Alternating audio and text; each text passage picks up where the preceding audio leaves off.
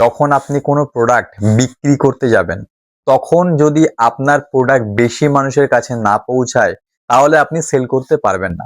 নমস্কার, আমি সৌরভ। ওয়েস্ট বেঙ্গল মচলন্দপুরে একটা ছোট্ট গ্রাম থেকে আমি নিয়েছি 1 বছরে 1 কোটি টাকা রেভিনিউ করার চ্যালেঞ্জ। আজকে হচ্ছে 89তম দিন। আর আমি ই কমার্স বিজনেসে যে জিনিসগুলো করে আমার বিজনেস গ্রো হচ্ছে, যেখান থেকে আমি 2টো বিজনেস ওপেন করেছি, এই জিনিসগুলো আমি আপনাদের কাছে শেয়ার করব।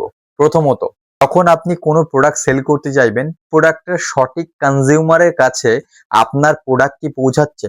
অনলাইন আর অফলাইনের মধ্যে পার্থক্য কি? অনলাইনে কাস্টমার প্রচুর আসে, অফলাইনে কম আসে, কারণ আপনার প্রোডাক্ট তাদের কাছে পৌঁছায় না। তাই আপনি কন্টেন্টের মাধ্যমে বা যে কোনো মাধ্যমে আপনার বিজনেসের ইনফরমেশন তাদের কাছে যায় না। সেজন্য এই জন্য 2026-এ একটা কথা যদি আপনি মানতে পারেন, আপনার বিজনেস প্রচুর বড় হবে, আপনি 1 CR টপকে যেতে পারেন।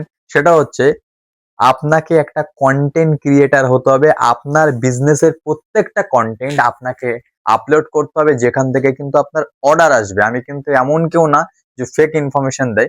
তার আগে দেখিয়ে দিই, আমার কিন্তু অলরেডি অর্ডার আসে। এই যে দেখে নিন, অর্ডার এসছে জামা কাপড়ের, এটাও কন্টেন্ট ক্রিয়েট করে অনলাইনে। এই একটা অর্ডার এসছে, এটাও কিন্তু কন্টেন্ট ক্রিয়েট করে। তো যদি আপনারা আমার কথা শুনে কাজ করতে পারবেন, অবভিয়াসলি আপনি রেজাল্ট পাবেন, কারণ কন্টেন্ট হচ্ছে 2026-এর কিং।